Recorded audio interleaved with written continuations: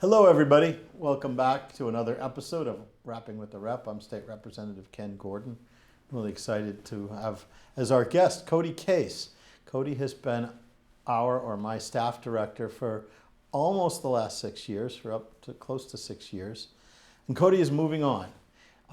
He's going into the private sector after having gathered this experience. He joined us almost right after college. He interned with us. And we were going to talk a little bit about your experience here at the State House. I'm really so proud of the work that you did. It was invaluable. And I was so fortunate. And this district and this Commonwealth are so fortunate to have had your contributions to the legislature. So thank you for being here. Thank you, Ken, for having me. It's sort of a surreal experience. I never thought I would be on this side of the camera. I'm happy to be here. Folks, for 11, 12 years now, Cody has been setting up the Rapping with the Rep shows, finding our guests, doing that back work all this time. And I really think it's a fitting sort of end to your employment with us, that you folks get to see you, see who has been making all of these arrangements to do all these things.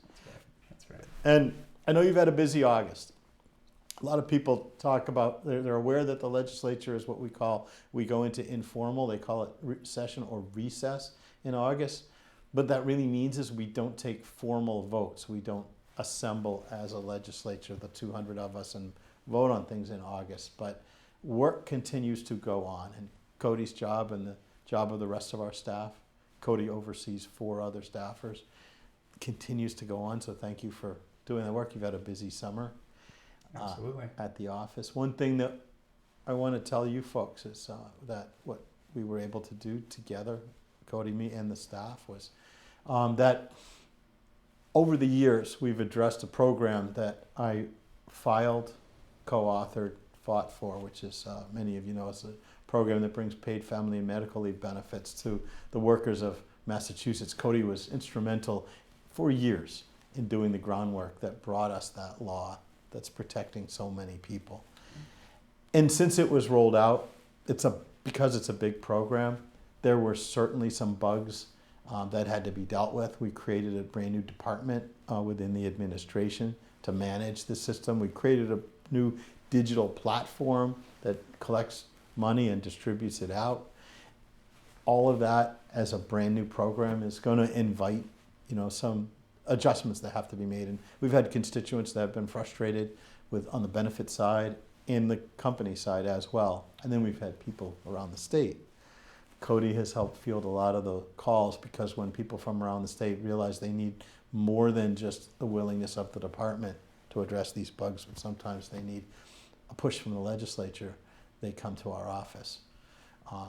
The most recent fix that is really in the works came through with the recent budget that was passed by the legislature and signed by the governor, which addresses an issue of people who work for companies where the companies want to let them use their sick time or their vacation time in addition to their paid family leave time, to put those benefits together so you're not limited to the money that's paid by the system, by the paid family and medical leave that's capped at $850 a week.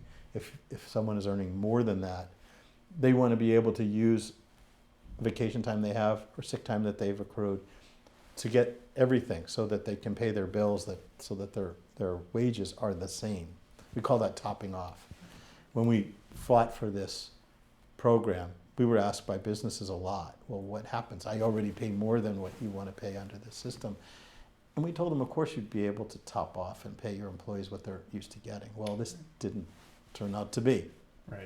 Right. And I think that is the beauty of what we do. And like you said, your staff, myself included, are fielding phone calls from members of our district and from employers, and they hear things like this as the program is rolled out. And we're able to kind of catch those things. Nothing is going to go perfectly when you implement a program of this size and scope and the amount of benefits that need to be paid. But that was really in our minds during the initial design and negotiation of the program. Mm-hmm. Yeah. And we envision that happening, but that's what we're here for. So when we field those calls, we're able to run that right up to you, and we're able to work with the administration. And fortunately, with this new administration, we've been able to get that, lay the groundwork and work this out. It's gotten through into the budget, and we're very, very close and very excited that we can make that happen. Right. So the only last glitch, as Cody said, it got through in the budget. The governor looked and said, well, we need 180 days to actually get the administration, get the department to be able to do this. We thought that was a little long. Basically, that's 6 months. People have been waiting to get this benefit. So we believe that we're about to work out a compromise that will lower that number significantly, and we'll be able to roll out this program soon. And with your help, I'm really glad we were able to come close to getting that altogether addressed. Yeah, So absolutely. thank you. Absolutely. It's one of the, I've been, like you said, with your office almost 6 years, and I think when I first started in your office, it was 2018, and I was very fortunate at that time. That's when we finally struck the grand bargain, as it was called. Right. And so when I came in, I said, "Oh my God, we're doing amazing things here," and to be one of the first paid family medical leave programs in the country really sets an amazing precedent for the rest of the country, and to be just a small part of that is incredibly fulfilling, and I'm grateful that I was able to be a part of it. Folks, we've been able to do such interesting work together, on all levels. Cody was wonderful in handling calls from the district from people during the pandemic, during COVID. We had so many people who are out of work, and Cody and our department heard from so many people looking for unemployment benefits because there was such a massive numbers of claims that happened at once, and Right. the system got overwhelmed. But we were able to help people, and thank you for that work.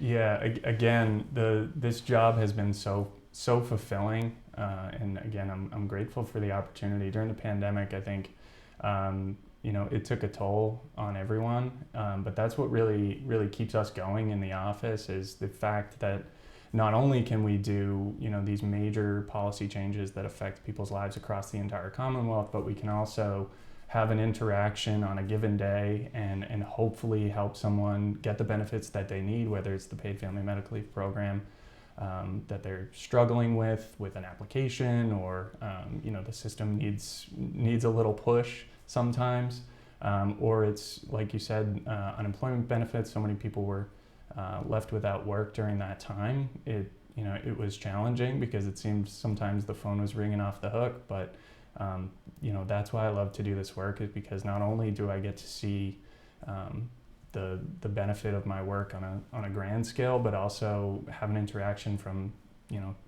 a member of the community and hopefully help that person. It's just tremendously fulfilling work. And I say this to you, but I also say this as a message to young people coming out of college, preparing for your careers. What Cody did and was so helpful, was impressive, but really appreciated, was that attitude that you had, that there was nothing that was too big or too small for you to handle. Which is to say, in one day, it might be that the speaker's office will call us and say, you know what, we're looking at sports betting, and we want you to do a real deep dive into learning the intricacies of a state-sponsored sports betting program. On that same day, we'll get an individual who is having a problem with housing or work, or or something that's bothering them, and you go from one task to the other, and or you'll just get me or someone setting up a meeting saying, put this on Ken's schedule, and you'll make sure I'm in the right place at the right time. And that's just as helpful to me as the things that one might wake up and saying, oh, I'm looking forward to doing this or that. Right. Because they're also valuable, they all connect to each other. Right. It's tremendously interesting work, because like you said, we get to do something different every day. You never know when you receive a phone call who's going to be on the other end of the line. It might be somebody in crisis, and you sort of need to drop everything you're doing that day, and to do everything you can. And that's as we've staffed up our team, we've tried to find, and I think we've done a tremendous job of finding a team who just can do a little bit of everything, but also has that that in them that, we're here to be of service. And, it's been, for me, one of the honors of my life to work. I grew up here in Burlington. This community means a whole lot to me. My family still lives here. And, sometimes, someone calls and it really does hit home, that I've been in a position to be of service to Burlington and to Massachusetts, altogether. And, I'm super proud of the work that we've done and the team that we've built. And although I'm leaving, I know that you're in good hands and you're still going to be able to do those things and still serve Burlington, Bedford, and now Lexington. And Cody, you raised some great points in what you just said, and I owe a debt of gratitude to the Burlington Public Schools, really, for not only producing a student like you that came into the workplace like you did, but all in all, for the education that we provide for everyone. People have an advantage. You came out of the system, you went to UMass Lowell, Mm-hmm. and you interned from my office. You had an idea at that time about a way we could connect unemployed workers from one part of the region into Burlington, which had very low unemployment and a labor shortage, was looking for workers. And you got to work on a program that summer that resulted in a pilot that we in fact did test. Right. And you probably remember, but we met with the CFO of the MBTA who said, you remember, he said, this is the most interesting meeting I've had all week. And this was on a Friday, not on a Monday that he said that. And that was the work you were introduced to. So I want you to talk about, you came into the legislature probably not knowing what to expect. And what's behind Rapping with the Rep, this whole cable show, was I want people to see what goes on in our legislature firsthand, which is to say, not, sometimes we have descriptions of politicians who do this and that. You met politicians over the last 6 years. Right. So you came into the legislature. What was your reaction? What did you see? Yeah, I think the thing that struck me the most about coming into the legislature, and I still feel this way, is the passion and the sympathy that folks have working in the legislature. I feel very lucky to have gotten to meet a wide variety of people working on any number of issues, and the passion and the care that the folks in the legislature put into their work, you can feel it. When you walk into the State House, you can feel that something's happening here, and when you give a call over to a committee and you say, we've got a bill before you, you can tell that the folks on the other end of the line are passionate about what they do. They're intelligent, and at the end of the day, they really care that we're doing good. And the other thing that really struck me is I've been able to serve under two, with the election of Governor Healy, I've been able to serve under two administrations, under Governor Baker, Republican administration, and now with Governor Healy, a Democratic administration. And I think you hear a lot on the news about the divisiveness of our politics. I don't see that in Massachusetts, not near to the extent that we might see at the national level. Paid family medical leave is a fantastic example. We were able to, we might have had disagreements with certain folks in the administration, but we were able to negotiate those differences. We might have differences, but at the end of the day, we care that good things are happening for the people of the Commonwealth, and that is what really struck me. I'm not sure exactly what I expected when I joined your office. I knew I was going to be working for someone good and someone who had that passion and cared for people in the way that I think I do. But that's what struck me is just everyone I have met has shown to me that they really care about the work that they do and that we're doing good. Yeah, I mean, even our office, we have 3 reps in our office, representatives in our office, and we have a bipartisan office. We have our committee office with a committee staff. We have a Republican from Grafton, from the middle part of the state. We have a Democrat who I think he would vote more liberally more progressive than me. We all get along so well. We all respect each other. Well, why don't you I'll ask you about that. Yeah. What's your reaction to working in an office like that too? Yeah, I think I've made really, really good friends whose, party affiliation might not be the same as mine. You know, at the end of the day, I don't think, I think what sometimes people don't realize is that people sign up to work in public service and because they want to make a difference and they want to do something that, changes the lives of people in their community for the better. And I think everyone goes in with that intention, and it's palpable. You can feel that. You can feel that when you talk to people who might be on the other side of the aisle, or might be on the same side of the aisle, but have much different views on the policies we should pass or the implementations of programs. It like I said, it's palpable. You can feel that people care when you walk through the doors of the State House. Yeah, and what's important that you said is the people who work there on staff care. Right. So people coming in as new employees usually find a lot of people right there willing to help them sort things out, Yeah. get to know, because they're now part of that team helping people as well.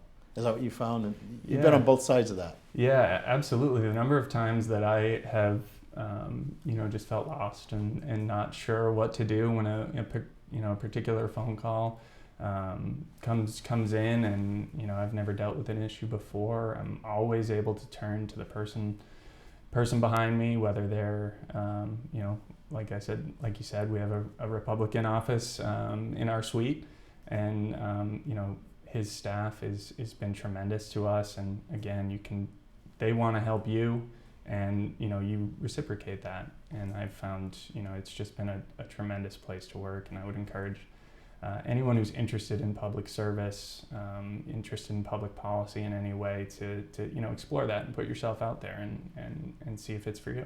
So what advice do you have for someone who might be interested in public policy? How do you get started? A student in college, a student in high school? Yeah, I think a student in high school, a student in college, there's plenty of ways to get involved. You could work on a campaign. You could join your student government, which is what I did when I was in college. That was sort of my first introduction to public policy, and I found it just incredibly fulfilling. You could join local government.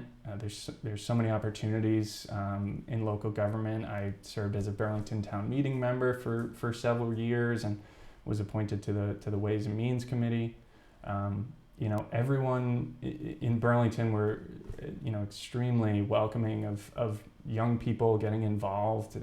I never heard anyone, say this, what does he know? He's too young. I think most folks they're excited to see young people contribute in the civic process. And then I was fortunate to have met you and gotten the opportunity to intern in your office, which was just like we talked about the project that we worked on. And I would encourage any Burlington resident to apply for next summer. It was just incredibly formative, and to feel that engagement, in the civic process, something I'd always been interested in. You learn something that makes you valuable, no matter what, if it's in town meeting or on a campaign for a candidate that you believe in. One way or the other, you're going to learn, and you're going to put yourself out there, and that's what it's really all about. It's just being willing to take a step out and join something that's potentially bigger than yourself. So we need young people to get involved with our government. People my age realize that we need people coming through that pipeline that understand, that can see what's going on, and then can participate in it, because it's too easy to complain. Right. It's too easy to stand back, and it's very easy to criticize.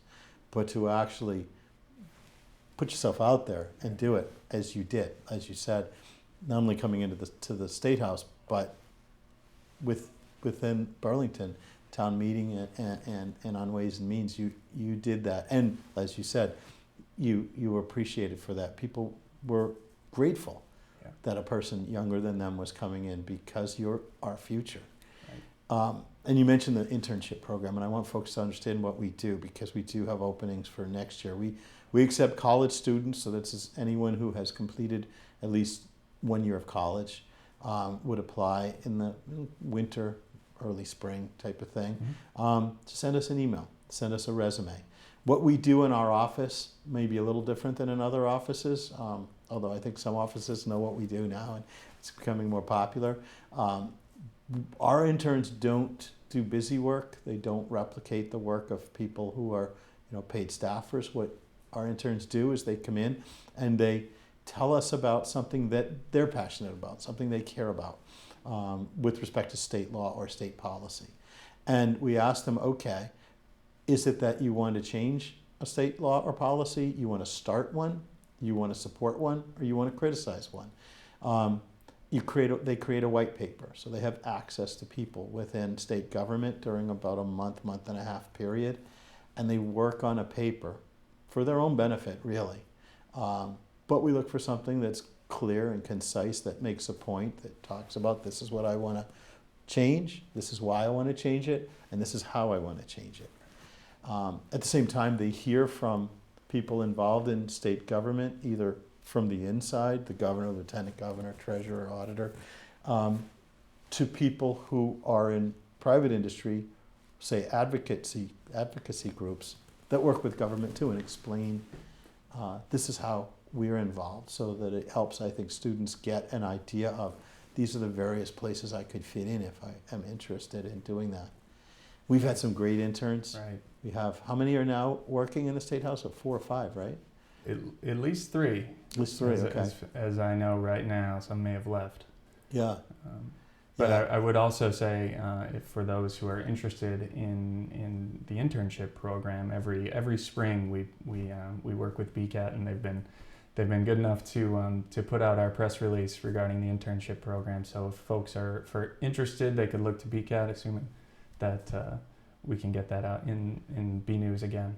Yeah, we won't have you to help us, but we will get that done, and to B News, and I'm sure that they'll pick up from there. And again, because of your hard work, we were able to get this far, but that's important. So it's not a paid internship, and that's why it's an educational internship. That's why the time you spend will be spent on your work for yourself. So I want you folks to know about that opportunity for yourself or someone you may know. And along with that, Cody, again, I want to thank you for all of the hard work. That what are some of the things other than what you talked about? What are some of the experiences that you'll remember? Maybe focused in on some of the work you did with the district. Yeah, I mean, there's too many really to count. There's constituent cases where we're able to work with the administration or the agency. That really those are the things you take home with you at the end of the day, and say I really did something that matters. So there's countless times where I've fortunately been able to help someone. Yeah. I also look. Oh, go ahead. Yeah. Okay. One program that you're centrally involved with now and have been is what we call civil service. Yes. It's It's how we hire police and fire in municipalities, how we hire state police, and people in our prisons who work in our prisons. We have a real crisis here in Massachusetts, which is that our civil service unit, our system rather, hasn't been working efficiently enough to allow for municipalities to hire especially police in as fast as they need to be hired. And municipalities are looking to leave because they say it's just not working for us. Right. But this system was introduced to Massachusetts because before that we had a system of patronage, where if you wanted to be police or fire, it's basically who do you know or who you're related to or something like that. You voted for. Who you voted for. Right. Sure, that's right.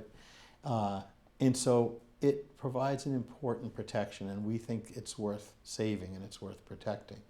So we have been very busy this summer and the 2 years leading up to it. But it's been a focus of our work and Cody's work this summer to bring together ideas of how can we reach a compromise to protect both the municipalities and the people who are, challenged to get this work, and people who may feel they read the headlines nationally and they say, well, you know what, my group is unrepresented in policing, and we want to do everything we can to encourage diversity in employment. And I think civil service helps to do that by adding some objectivity. Cody, you've been so involved with that the folks working with the administration, when they learned that you were leaving, the way it was described, that their eyes went wide as saucers. Yeah, we've got to keep going without you to do this. Thank you for the work doing that. Thank you. And I have no doubt that you will continue to do that work. We really need to see this through, because representation really matters to those folks in these good paying careers, and it can really help to, like you said, nationally. These police organizations they've taken a little bit of a hit in terms of the public perception, and I think that the merit-based system that we have in place in Massachusetts really goes a long way to reinforce to folks that we're doing everything we can to make sure that our public safety organizations, not only police but fire, are we're hiring the best people, and also that those people have fair access to those opportunities. And although I won't be able to see it through, I have no doubt that we'll be able to get it done with you leading it. Well, I appreciate that. Each time we've had a challenge before us, you have been you've led the charge in getting to the bottom of things. And that's what we really try to do. We try to sometimes things are popular, that's important, but sometimes the most important thing is to have data. Right. The most important thing is to come in with information as to why should we make decisions that we make, because we have the reliable information behind us to convince whoever it is, or even to convince ourselves, right, that what we're doing is the right thing to do. And you've been part of this team that's been coming to me with information, and your passion is really supported by the information, the objective information that leads us to make the decisions that we do. And this civil service is really an example of that. I mean, it's a system that protects not only the folks we've been talking about, but also veterans who serve in our military and have what we call a preference, have an opportunity to get these jobs. And we want to, look into continuing to protect that as well. And so thank you for doing that. I appreciate your involvement in our department with me. When we started, it was the two of us. When we started, it was before I was chair of a committee, it was before I was a vice chair. It was the two of us, and our committee grew over these 6 years. Cody started with managing everything that we did, to then overseeing one staffer, to then overseeing 5 staffers. I once again appreciate Burlington Public Schools for producing such an amazing staff member, amazing assistant, amazing support person who was able to allow me to get done the things that we've been able to accomplish. And so, sometimes I'm the one out front and it's my name out there, but it's you and it's our staff that's doing this work to support us. And you don't get credit that you deserve, but you should. And folks should know the great work that you do. So thank you for that. Thank you, Ken. It's a pleasure to be here, and it's been an amazing experience to work with you for these last 6 years. And I'll remember it for a long time. And I will say, I think it is fitting that I am here during my last week in this role, right back here at Burlington High School with BCAT, back where it sort of all started, where I started to get interested in these things thanks to the education I got here. Yeah. So folks, at Burlington High School, where Cody started, think about it. If you're interested in public service, please don't be discouraged when you see things in the news. Please don't be discouraged when you see opinions and commentary and people who really aren't in the place, we'll call it the room where it happens, right? Come in and see what's going on, and meet the people that are forming our laws, because as Cody said, you'll see people who care. And I hope that if you're looking at a career in government, you come in, try our internship program, see what it's like, and participate. Get involved with Burlington town government as Cody did. Sign up, run for town meeting, sign up for volunteer opportunities. It's a great place, and it's a great place to participate. Folks, I guess we're sort of look at the clock, but it looks like we're out of time. I am Representative Ken Gordon. Thank you for tuning into Rapping with the Rep. Cody Case, thank you for being our guest. Best of luck to you always. Thank you so much, Ken. Thanks.